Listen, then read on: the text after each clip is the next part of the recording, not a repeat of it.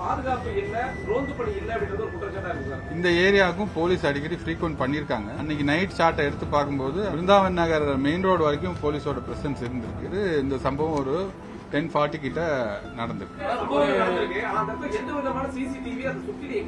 சட்டவிரோதமா மது விற்பனை நடப்பதாக சொல்றாங்க.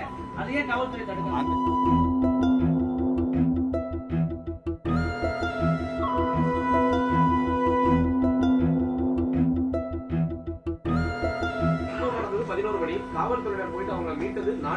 சம்பவம் நடந்தது 10:40. கம்ப்ளைண்ட் வந்து 11:20 கால் பண்றாங்க. நம்ம வந்து பாட்டுக்கு போனது 11:35.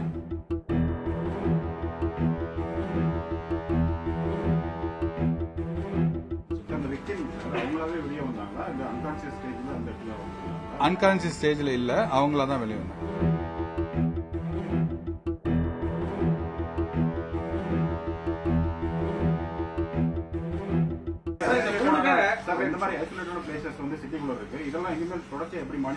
நம்ம ஆல்ரெடி உங்களுக்கு தெரியும், சிட்டியில வந்து 59 பேட்ரோல் பீட் ஆபீசர்ஸ் இருக்காங்க, 25 பேட்ரோல்ஸ் 4-வீலர் பேட்ரோல்ஸ் இருக்கு.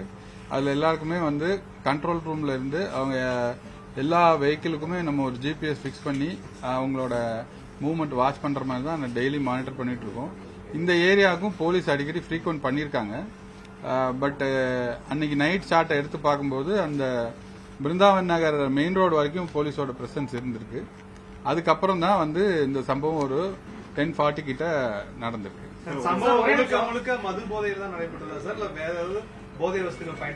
மது போதைங்கிற மாதிரி தான் இப்போதைக்கு தெரியுது. இல்ல, அதெல்லாம் ஃபர்தர் சயின்டிபிக் எவிடன்ஸ் இப்போ எல்லாம் லிஃப்ட் பண்ணிருக்கோம். பட் நமக்கு வந்து சில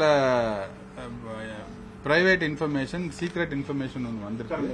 அதை வந்து நமக்கு கிடைச்ச அதர் எவிடன்சஸ் லைக் சிசிடிவில கராபரேட் பண்ணும்போது ரெண்டும் மேட்ச் ஆகுது. அதை வச்சு இவங்க 3 பேருங்கிறத பிக்ஸ் பண்றோம்.